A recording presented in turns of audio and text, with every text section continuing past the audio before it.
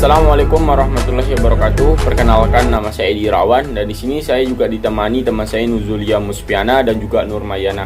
Pada kesempatan kali ini kami akan membahas tentang kriminalitas, yang dimana seperti yang kita ketahui bahwa kriminalitas merupakan segala macam aktivitas yang menyimpang dari norma hukum, agama, dan juga kesusilaan. Menurut Kartono, kriminalitas adalah merupakan segala bentuk aktivitas yang dilarang, yang ditentang oleh masyarakat karena melanggar hukum, sosial, agama, serta merugikan secara psikologis maupun ekonomis. Dari pengertian yang tadi dapat kita simpulkan bahwa kriminalitas adalah segala perbuatan yang menyimpang yang dapat merugikan orang lain, entah itu berupa perampasan hak milik orang lain, pembunuhan, penganiayaan, dan juga yang lain sebagainya. Ini saya akan memberikan sedikit penjelasan tentang definisi dan unsur-unsur dari kejahatan. Untuk materi yang pertama, yakni definisi kejahatan. Kejahatan adalah salah satu bentuk masalah sosial yang dapat merugikan anggota masyarakat lainnya, yang dimana kejahatan merupakan pelanggaran terhadap norma atau hukum pidana yang ada. Pelaku kejahatan ini adalah mereka yang melanggar peraturan atau undang-undang pidana dan dinyatakan bersalah oleh pengadilan serta dijatuhi hukuman. Kejahatan yang terjadi dalam diri manusia seringkali didasari oleh beberapa hal, seperti proses imitasi seseorang pada pergaulan, dorongan karena membaca berita atau koran yang hoaks, dan keadaan ekonomi yang lemah, serta bentuk penyimpangan sosial lainnya. Dilihat dari aspek sosial, pelaku kejahatan ialah mereka yang mengalami kegagalan dalam menyesuaikan diri atau berbuat menyimpang dengan sadar atau tidak sadar dari norma-norma yang berlaku di dalam masyarakat, sehingga perbuatannya ini tidak dapat dibenarkan oleh masyarakat. Sementara itu, dari aspek ekonomi, pelaku kejahatan ini ialah seseorang atau lebih yang dianggap merugikan orang lain dengan membebankan kepentingan ekonominya kepada masyarakat sekelilingnya, yang dimana yang dianggap sebagai penghambat atas kebahagiaan orang lain tersebut. Kemudian materi selanjutnya yakni unsur-unsur dari kejahatan. Secara umum, sebuah kejahatan dikatakan kejahatan apabila mencakup unsur-unsur. Yang pertama yaitu harus ada sesuatu perbuatan manusia. Berdasarkan hukum pidana positif yang berlaku di Indonesia, yang dapat dijadikan subjek hukum itu hanyalah manusia. Kemudian yang kedua yakni perbuatan itu harus sesuai dengan apa yang dirumuskan dalam ketentuan pidana. Untuk hal ini perlu diselidiki apakah unsur-unsur yang dimuat di dalam ketentuan hukum itu terdapat di dalam perbuatan kejahatan tersebut. Kemudian yang ketiga yakni harus terbukti adanya dosa pada orang yang berbuat. Untuk dapat dikatakan seseorang berdosa, tentu dalam artian hukum pidana, diperlukan adanya kesadaran pertanggungjawaban, adanya hubungan pengaruh dari keadaan jiwa orang atas perbuatannya, serta yang terakhir yakni kehampaan alasan yang dapat melepaskan diri dari pertanggungjawaban.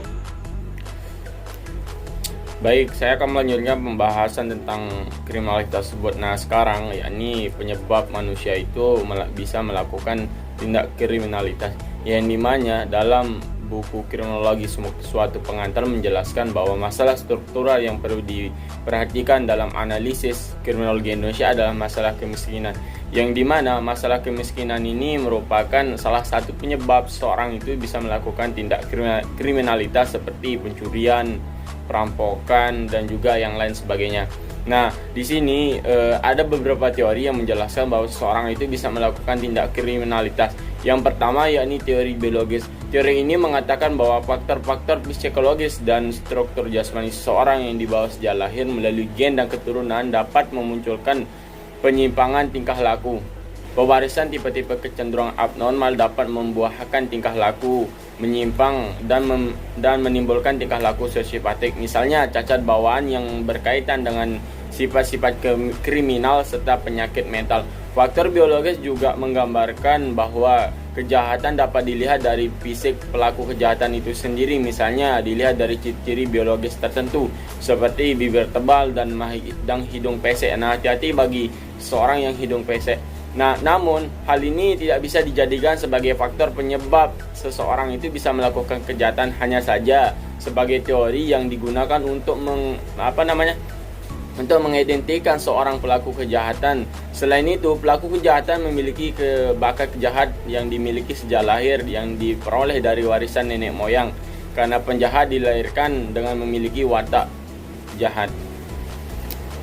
Yang kedua yakni teori psikogenesis, yang dimana teori ini mengatakan bahwa tingkah laku seseorang itu bisa melakukan kejahatan karena faktor inteligensi, ciri kepribadian yang buruk, dan motivasi orang-orang yang salah, sikap-sikap yang salah, fantasi, rasionalisasi, serta kompleks diri yang keliru. Nah, dan juga salah satu penyebabnya yakni masalah emosi yang kontroversial dan kecenderungan psikopatologis, yang artinya bahwa perilaku jahat merupakan reaksi terhadap masalah psikologis, misalnya pada keluarga yang hancur akibat perceraian orang tuanya, dan juga orang tuanya yang selalu sibuk berkarir. Nah, faktor ini juga menyebab seorang itu bisa melakukan tindak kriminalitas. Faktor lain yang menjadi penyebab terjadinya kejahatan adalah psikologis, dan seorang pelaku kejahatan maksudnya adalah pelaku memberikan respon terhadap berbagai macam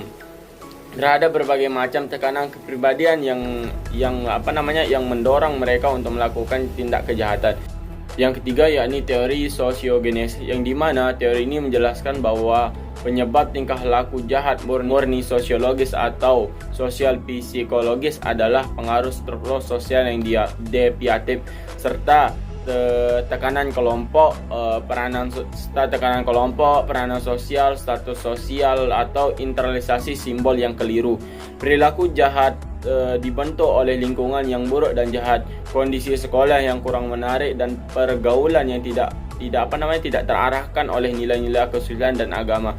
Ini juga merupakan penyebab seorang itu bisa melakukan tindak kriminalitas. Teori ini mengungkapkan bahwa penyebab kejahatan karena dipengaruhi oleh faktor lingkungan sekitarnya, baik lingkungan keluarga, ekonomi, sosial, serta keamanan, dan juga perkembangan teknologi yang semakin canggih.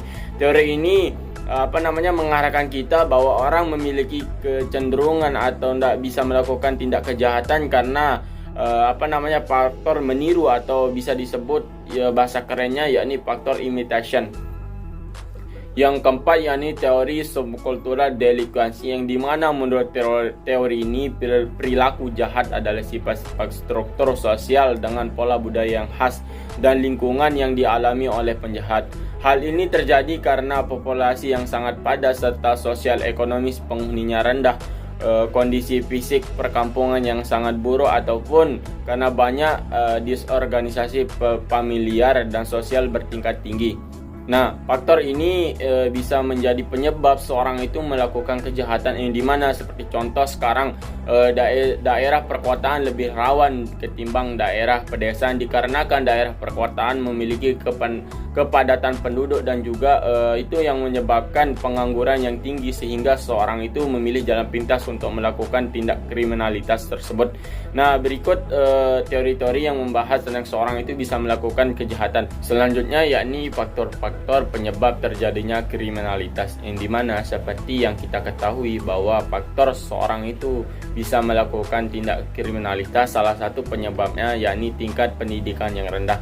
Tingkat pendidikan yang rendah ini akan membuat pelaku tindak kriminal tidak akan berpikir dua kali untuk melakukan kejahatan. Yang kedua yakni kemajuan teknologi. Kemajuan teknologi ini membuat seseorang atau tidak membuat informasi itu mudah tersebar, sehingga nanti bagi pelaku yang sudah memiliki watak kriminal akan membuat informasi itu menjadi sebuah ide untuk melakukan tindak kejahatan tersebut. Yang selanjutnya yakni fanatisme. Fanatisme seperti contoh pada klub sepak bola membuat seorang mudah tersinggung sehingga itu akan membuat seorang itu bisa melakukan penganiayaan terhadap supporter yang lain. Selanjutnya yakni tingkat pengangguran yang tinggi, yang dimana tingkat pengangguran yang tinggi atau pengangguran ini merupakan salah satu penyebab seorang itu bisa melakukan tindak kriminal. Seperti contoh kepadatan penduduk yang tidak merata, di mana di kota besar lebih padat sehingga susah untuk mencari pekerjaan, dan untuk memenuhi kebutuhan hidup mereka harus melakukan tindak kejahatan tersebut untuk mendapatkan uang seperti pencurian, perampokan, bahkan nanti bisa terjadi pembunuhan. Selanjutnya yakni kesenjangan sosial, yang dimana kesenjangan sosial memicu iri dan dendam hingga akhirnya memicu perbuatan kriminal seperti perampokan, pencurian, dan juga yang lain sebagainya. Nah, berikut penyebab seseorang itu bisa melakukan tindak kriminalitas. Assalamualaikum warahmatullahi wabarakatuh. Saya atas nama Nurmayana dari kelas 2D Sosiologi Agama. Baiklah, di sini saya akan menjelaskan tentang kriminologi. Seperti yang kita ketahui bahwa kriminologi itu berasal dari dua kata, yang dimana crime artinya kejahatan dan logos artinya ilmu.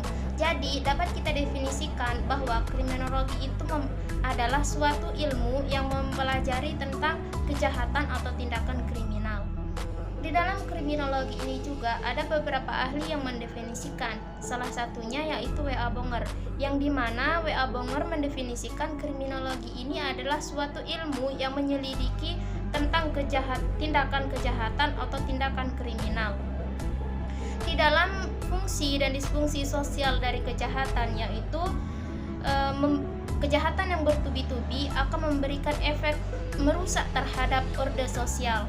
Timbulnya rasa tidak aman, nyaman, damai, tentram di tengah-tengah masyarakat.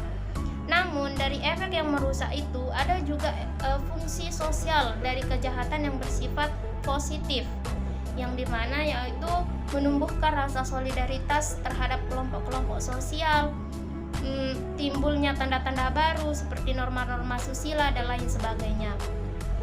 Adapun cara penanggulangan dari kriminologi sosioterapi ini adalah ada 3 cara.